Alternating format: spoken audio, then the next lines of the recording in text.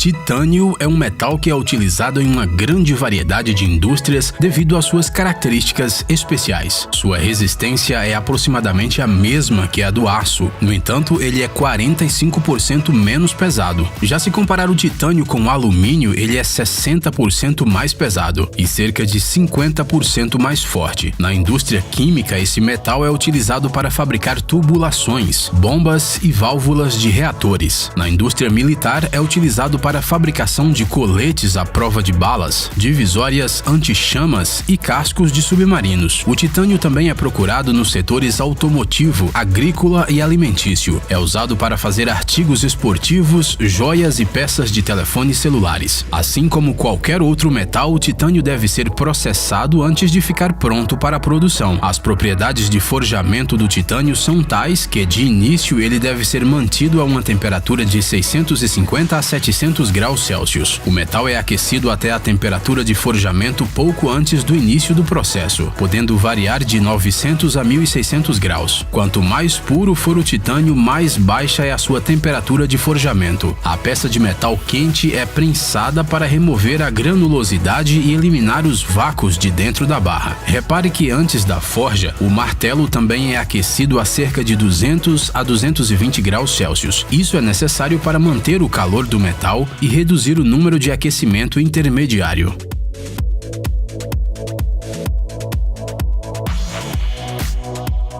Já o intervalo de temperatura do ferro forjado varia de 800 a 1250 graus Celsius. Em fábricas e indústrias de produção, são usados equipamentos incrivelmente potentes para processar esses metais. Isso se deve ao fato de que a escala de produção é estimada em dezenas de toneladas. O vídeo mostra a forja de um bloco de metal de 35 toneladas. Para lidar com essa magnitude, é usado um equipamento que age sobre a peça metálica com uma força de 14 meganewton. Já para mover o metal pela oficina de produção é usado um manipulador especial. A capacidade máxima de carga deste equipamento em particular é de 50 toneladas.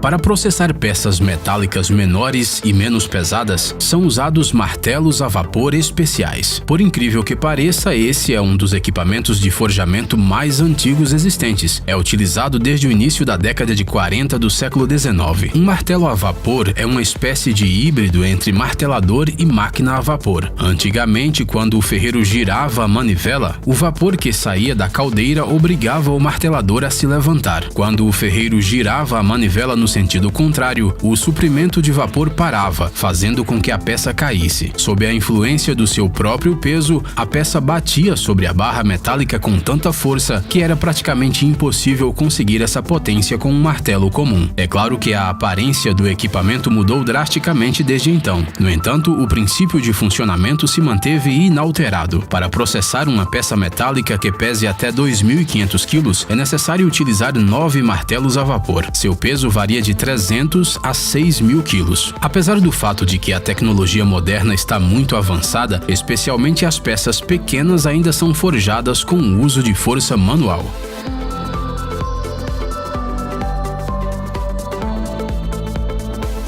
Engenheiros de todas as partes do mundo continuam desenvolvendo equipamentos que permitem produzir peças metálicas da mais alta qualidade em um período de tempo ainda mais curto. O vídeo mostra uma prensa de forjamento produzida pela empresa japonesa Mitsubishi. Este é um sistema de máquinas que executam não só o forjamento em si, mas também operações auxiliares, como por exemplo, o transporte da peça do armazém para os fornos e rolos, torneamento, embalagem e assim por diante. Primeiro, a peça metálica é colocada em um poço de aquecimento, onde é aquecida uniformemente. Depois é movida por uma transportadora especial que leva o pedaço de metal quente para a prensa. O referido equipamento cria uma pressão de 3.000 toneladas por metro quadrado. A crimpagem produz incrustações na superfície do metal e você pode ver como ela se desintegra. Repare que o coeficiente da área da seção transversal em relação à área da matéria-prima é de 6:10. Se for realizada uma fundição particularmente densa, a relação muda de 3:4.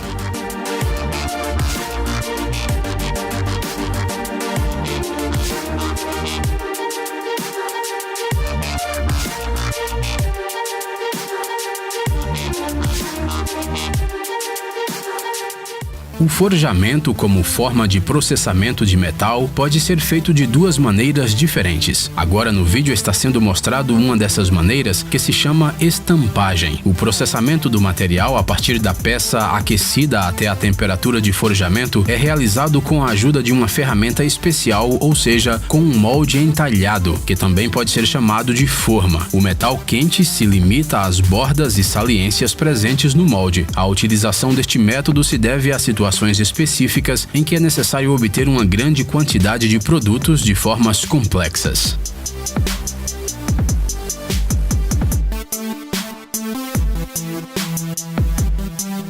O forjamento livre que está sendo mostrado no vídeo agora é basicamente o oposto da estampagem. Nesse processo, o metal não é colocado em uma forma especial e não é mantido sob pressão em nenhum dos lados.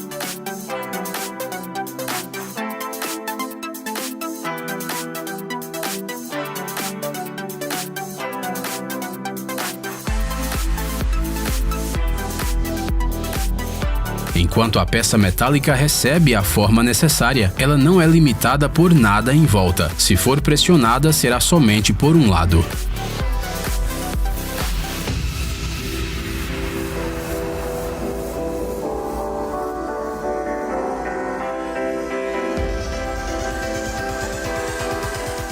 O forjamento livre, por sua vez, é dividido em forjamento manual e mecânico. O primeiro, como o nome já sugere, é feito à mão, com profissionais especialmente treinados. A escolha deste método depende das situações em que é necessário realizar uma única produção de pequenas peças forjadas ou trabalhos de reparação. O profissional usa martelos manuais, marretas, talhadeiras e outras ferramentas. Quando for necessário forjar grandes peças, então o método mecânico é usado. Todos os vídeos que foram mostrados hoje, inclusive o que está sendo mostrado neste momento, são métodos de forjamento mecânico. Como você já sabe, ele é realizado com a ajuda de prensas hidráulicas de mais de 15 toneladas.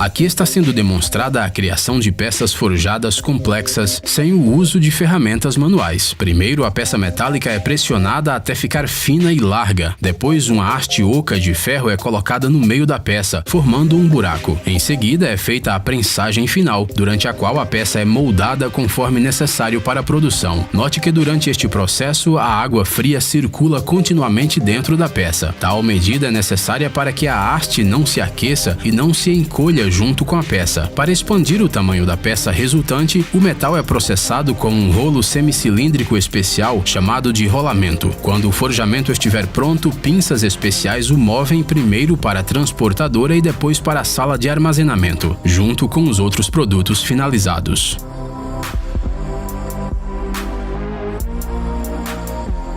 O trabalho em empresas que lidam com esse processamento de metais é extremamente perigoso. As peças metálicas são aquecidas a temperaturas extremamente altas, de modo que quanto mais máquinas estiverem envolvidas no processo, melhor. Felizmente, hoje em dia, as empresas mais modernas como esta já reduziram ao mínimo o trabalho humano. É necessário se aproximar do metal quente apenas de vez em quando. A maioria do trabalho é realizado pelos operadores de longe. O impressionante é que há apenas algumas décadas, o processamento de um metal deste tamanho era simplesmente impossível. A peça metálica gigante mostrada agora no vídeo pesa pelo menos 120 toneladas. E claro, apenas os equipamentos mais tecnológicos e potentes podem movê-la e processá-la.